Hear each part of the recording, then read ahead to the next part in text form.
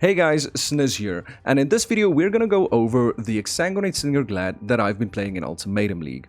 Now I know what you're thinking, this build seems pretty Z DPS. And yes, you'd be right. Unfortunately, there are only so many ways to scale physical damage over time currently in Path of Exile, and since we're using a Spell Slinger on top of that, we're pretty much always playing on a 5 link. Now that being said, the budget version is able to easily achieve close to 1 million DPS. The version showcased in the gameplay, I was at about 2.2 million DPS, and then the final endgame version is able to achieve close to 5 million DPS, which is more than enough to do anything in the video game, except maybe very deep delving. Now apart from that, you end up with a build that's pretty tanky, has a really fast and fun mapping playstyle through bleed explosions, has safe and ranged bossing potential, and is also very flexible and cheap to gear, which honestly, it's pretty good.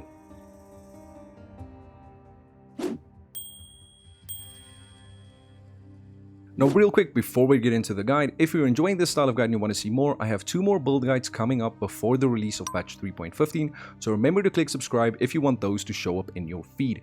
And if you just want to hang out while I live stream and test these builds out over at Twitch, you can do that with the link in the description down below. But okay, let's get into the guide.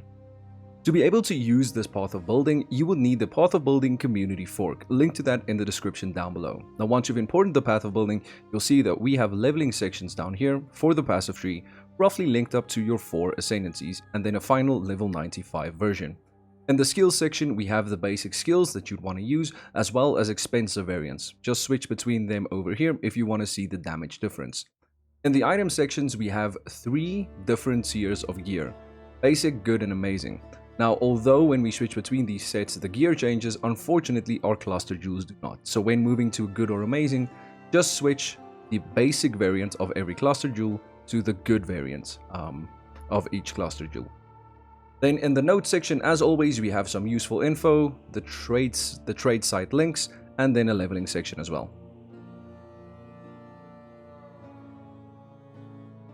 Exsanguinate and Corrupting Fever both deal physical damage over time. Now it's important to note that this physical damage over time does not count as bleeding damage. So we mainly scale our damage through increasing the level of Exsanguinate and Corrupting Fever skill gems as much as possible.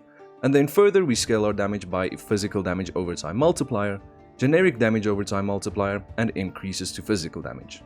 We decide to play this build as a gladiator thanks to the Ascendancy node Gratuitous Violence, granting us 20% more physical damage over time.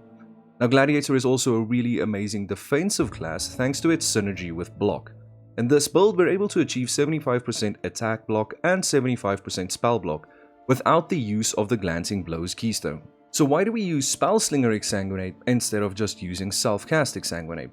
Well, the Duelist class is usually used for attack-based builds, meaning that it can be quite tricky to scale cast speed, and without cast speed, Exsanguinate just feels clunky to manually cast. Now currently in Path of Exile, the only way for a player to apply bleeding is through attacks, and thanks to our Ascendancy, our attacks are able to apply bleeding. Now although we don't scale bleed damage, we still have a few interesting interactions with hits against bleeding enemies. So first off, our attacks are able to blind and maim bleeding enemies. And secondly, when we kill bleeding enemies, they explode, dealing area damage to all enemies nearby. Thus meaning that Spell Slinger negates the need for cast speed and also synergizes really well with our Ascendancy nodes. Usually in Spell Slinger builds, the attack of choice is Frenzy for free Frenzy charges, but in this build we instead go for Kinetic Blast for 2 main reasons.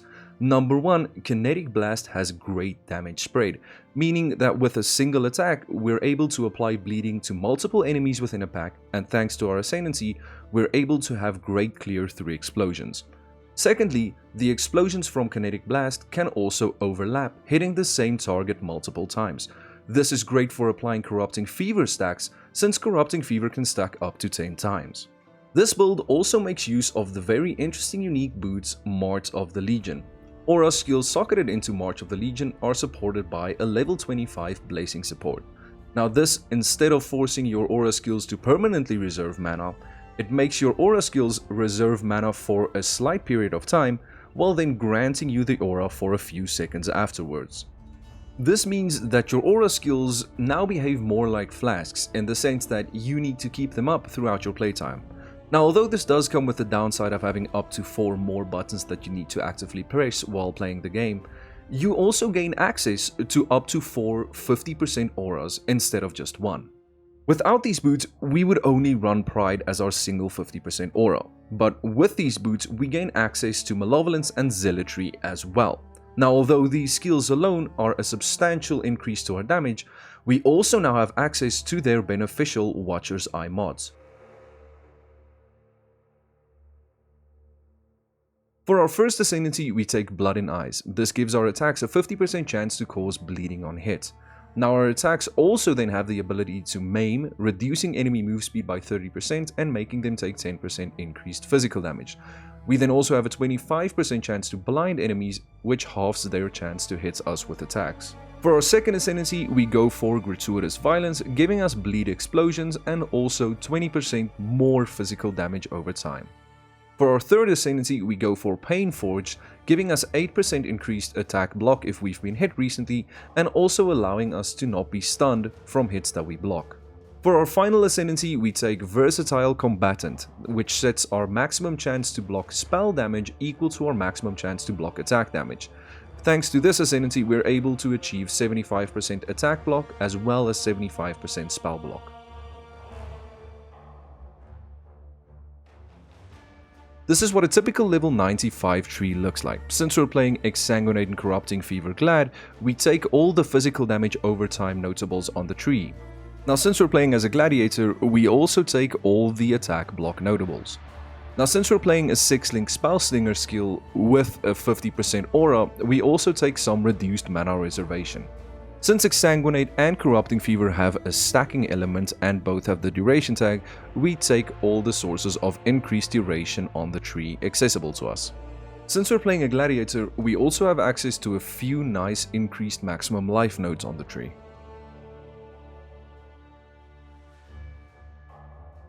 Now, since there are only so many ways to scale our damage on the passive tree, we also use cluster jewels. 1 large cluster jewel, 2 medium cluster jewels, and 2 small cluster jewels.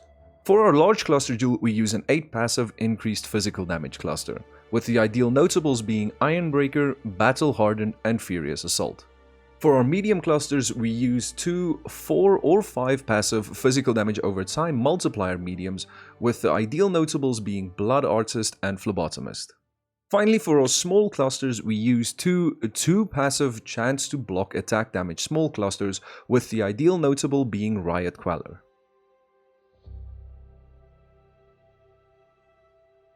In the crafting section of this guide, we go over how you can craft most of the rares required for this build yourself, and I do recommend you do so as these items can be somewhat niche and aren't too difficult to craft. The weapon of choice for this build is a wand with +1 level of all physical spell skill gems and physical damage over time multiplier crafted on. This one is good enough to get you through the entire game. If you want to go without one step further and get a more advanced wand, you can go for an imbued wand with +1 level of all physical spell skill gems, as well as +1 level of all spell skill gems, with physical damage multiplier crafted on. But for a wand like this, I recommend that you get at least one of the +1 mods fractured on the base. Getting the +1 on a wand is pretty simple with the new vendor recipes. For the shield slot, a good and budget option is the Lionized Remorse unique shield, giving an absolute ton of life and a lot of armor and great block chance. This personally is the shield that I've used for the entire game. If you do want to go a step further and get a little bit more damage from your shield, you could go for a Crusader shield with the mod 1% increased damage per 1% chance to block attack damage, with some life, some chance to block, and some resistances. For the helmet slot, a really good, unique and budget option is the Crown of the Inward Eye, giving an absolute ton of life and a ton of armor.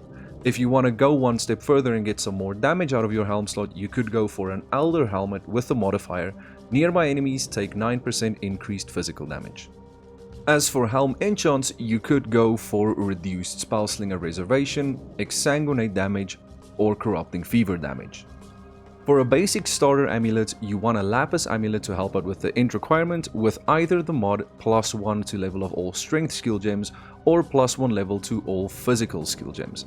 Now, if you want to go one step further, you could use an Awakener's Orb to make an amulet with the modifiers +1 level of all strength skill gems, and +1 level of all physical skill gems. You want to be sure to always use a lapis amulet, as we do have some struggles with int in this build. As a final amulet, you could make a +2 amulet with physical damage over time multiplier as well. In the crafting section of this guide, I discuss how you can make these amulets. For the amulet anoint, we go for arcane swiftness for a lot of increased spell damage, increasing our exsanguinate damage quite significantly. The body armor slot of this build is quite flexible. As a league starter, you can start it with a tabula and then move your way up to a belly of the beast for a crazy amounts of increased life and some resistances. For a good rare option, you'd want to go for an astral plate with +1 level of socketed strength gems and optionally +1 level of socketed intelligence gems, although this modifier is not as important. And then just try to get some life and resistances wherever you can. If you do want to go that one step further, you could use a Warlord Exalted Orb and try to slam on +1 level of socketed active skill gems. We go over how you can make these chest pieces in the crafting guide. For our gloves, we want to use the Apothecary's gloves as our base for increased damage over time implicit, and then we want to use Essences of Delirium for the modifier. Socketed gems deal 30% more damage over time.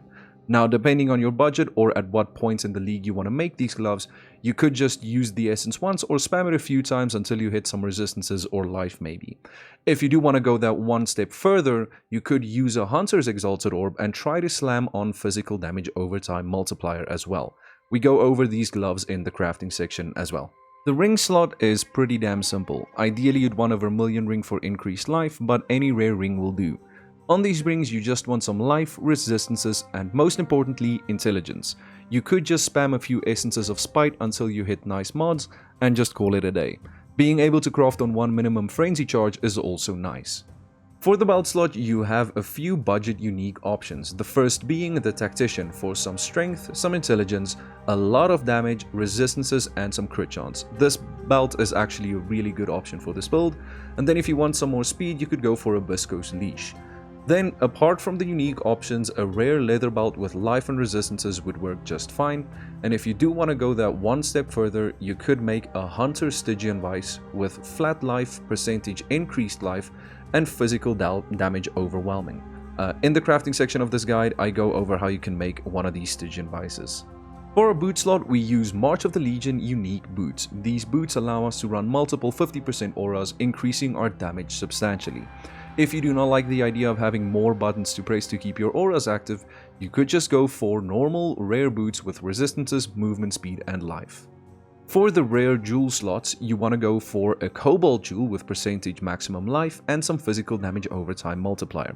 If you do have the Stygian Vice, you'd want to go for a Searching Eye Jewel with flat life, enemies maimed by you take increased damage, and also Onslaught on kill. If you do use March of the Legions with Zealotry and Malevolence, you could go for a Watcher's Eye with number 1 and most importantly, the increased damage over time multiplier while affected by Malevolence, and then secondly, the Consecrated Ground you create while affected by Zealotry causes enemies to take 9% increased damage. Getting both of these on one Watcher's Eye shouldn't be too expensive, but they will increase your damage quite significantly. Finally, for the flasks, number 1, the most important flask is your instant Divine Life flask. Then for your utility flasks, you want a Quartz flask, a Basalt flask, a Granite flask, and a Quicksilver flask. For the suffixes, and it doesn't matter on what flask you get these, you just want to be sure to have them all. You want of Staunching for bleed removal, of Heat for freeze and freeze immunity, of Warding for curse removal, and of Adrenaline for increased movement speed. So for our main 6-link, we start off with a level 21 Exsanguinate. You do want to prioritize getting level 21 as that is a substantial boost to our damage. Getting increased quality is just going to be quality of life. We then have that linked to a level 21 Spellslinger. Once again, you want Spellslinger to be as high a level as possible, as increasing the level of Spellslinger reduces the amount of mana it reserves. Then further in our 6th-link, we have a Brutality support, an Efficacy support, Control Destruction support, and Swift Affliction support. Increasing both the level and quality of your supports does increase our damage. For a more expensive but a more powerful version of our 6-link, we just switch out Brutality and Control Destruction for their Awakened variants, and instead of running Swift Affliction, we instead run an Empower level 4. For our Corrupting Fever setup, once again we prioritize getting a level 21 Corrupting Fever as it is a substantial damage increase. That is then linked to a Swift Affliction, Brutality and Efficacy. It's also important to note that these 4 gems need to be socketed into your gloves. Thanks to the Essence of Delirium, these will then do 30% more damage over time. For a more powerful but yet a more expensive version of the Corrupting Fever 4-link, we just switch out Brutality and Swift Affliction for their Awakened variants, and instead of running Efficacy, we instead use an Empower level 4. For our Spellslinger wand attack, we have Kinetic Blast linked to Greater Multiple Projectiles linked to Life Tap. For the auras we use, these are socketed into the March of the Legion unique boots. We have Malevolence, Pride and Zealotry, and then if necessary an Enlighten. We also have a level 1 cast while damage taken linked to an Immortal Call to reduce incoming damage after we've taken a big hit. We also have an Endearing Cry that we bind to our left click for some free life recovery since we have instant war cries. We then have a Stormbrand linked to a Hex Touch linked to Vulnerability. Now the Stormbrand helps us to apply Corrupted Fever stacks while also applying Vulnerability. For peak DPS, you'd want to switch Vulnerability out for Poacher's Mark, but that would mean that you would have to manually cast Stormbrand and Poacher's Mark. We use Flame Dash as our mobility skill. Now for the Major God, any of these could work really well, but I personally recommend the Soul of Brine King to help with some stun avoidance. That one or either the Soul of Arakali to reduce the damage we take from damage over time. For the Minor God, I highly recommend you go with the Soul of Rislata.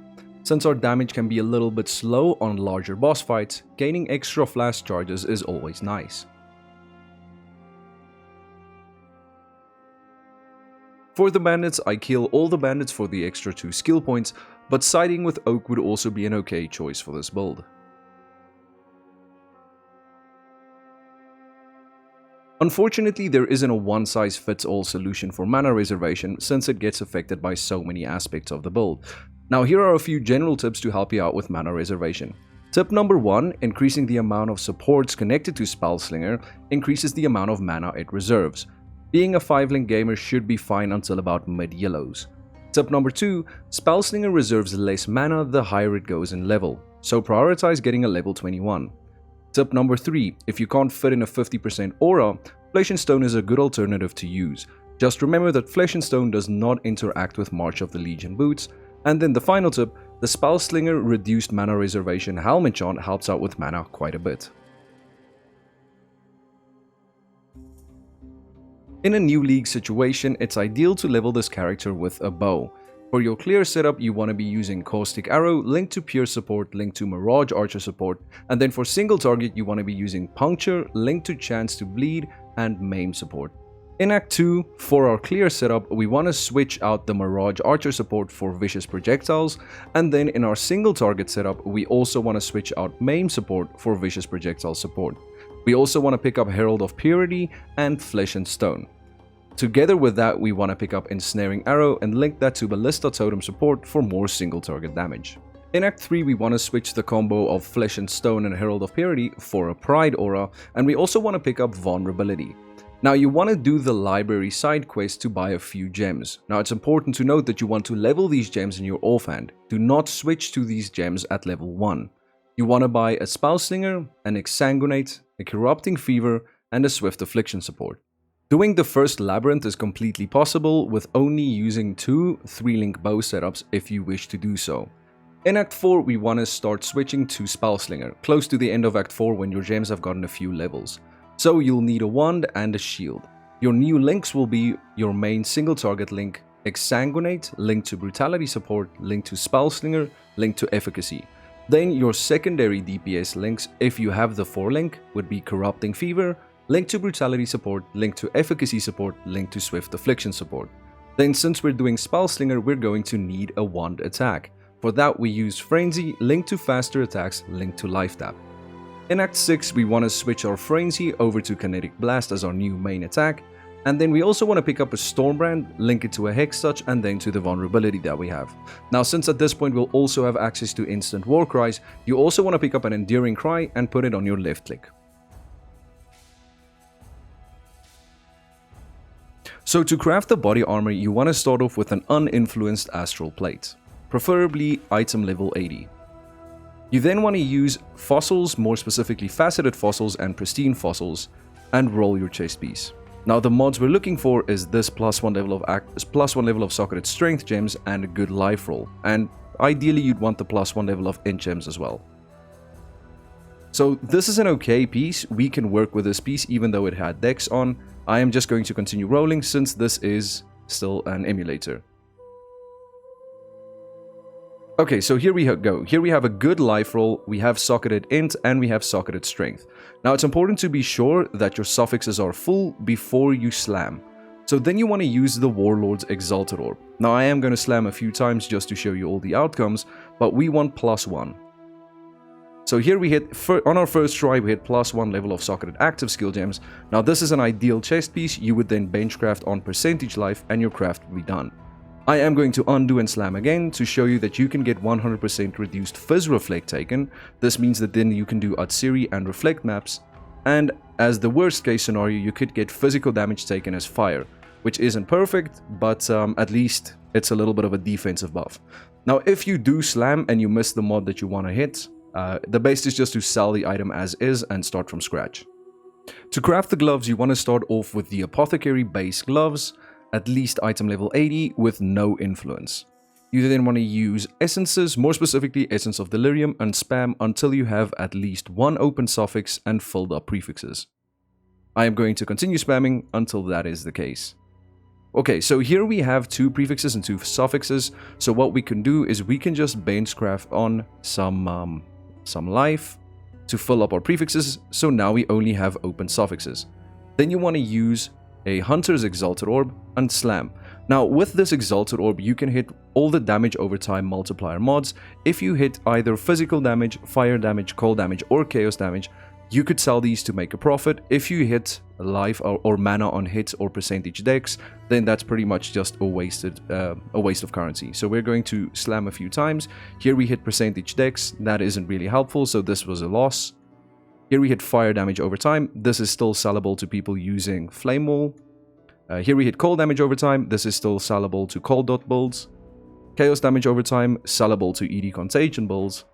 Once again dex. And here we hit physical damage over time multiplier. Now even though this is T2, this is still a usable pair of gloves.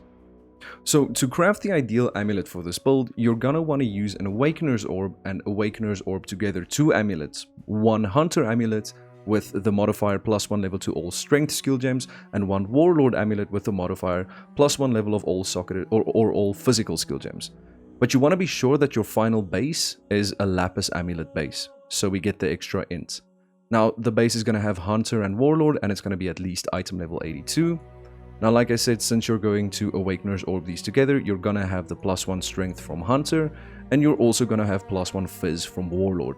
Now your amulet definitely isn't going to look like this after the Awakener's Orb, but you have 2 requirements. The first being you need to have full prefixes without being crafted, and then the second requirement is you need at least 1 open suffix. So whether you achieve this with an Exalt Slam with suffixes locked, or I mean just a normal Exalt Slam, or you achieve this with suffix to prefix, you just want to fill up your prefixes. So we're going to just say that we have a good life roll as our 3rd prefix, T1, this is a really good amulet now, and then we want to benchcraft on the suffix, prefixes cannot be changed. Now once you're at this point in the craft, you want to use Harvest with reroll physical modifiers more common. And when you do this, it's pretty much impossible to not hit physical damage over time multiplier. You do have the case where you hit additional physical damage reduction, but that is extremely uncommon. We just got really unlucky there. But as you can see, the multiplier is really common to hit.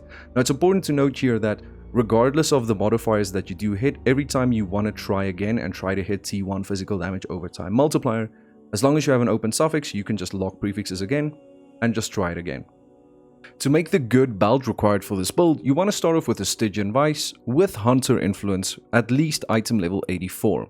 You then want to use Jagged Fossils and Pristine Fossils until you hit flat life, percentage life, and fizz damage overwhelming.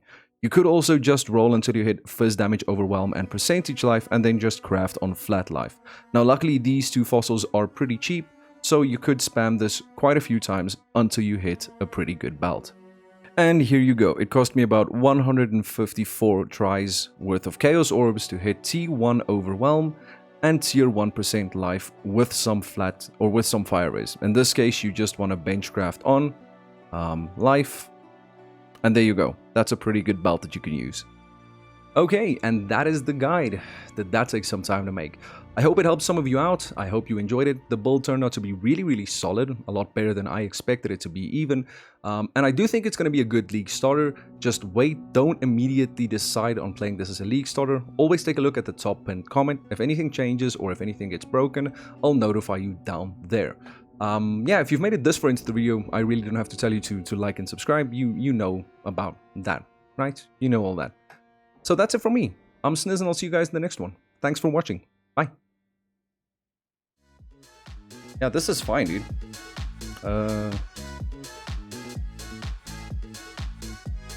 Excuse me, Sirus. Excuse me, sir. Can you die? Awaken burning damage? It's a sign. It's a sign, dude. It's a sign.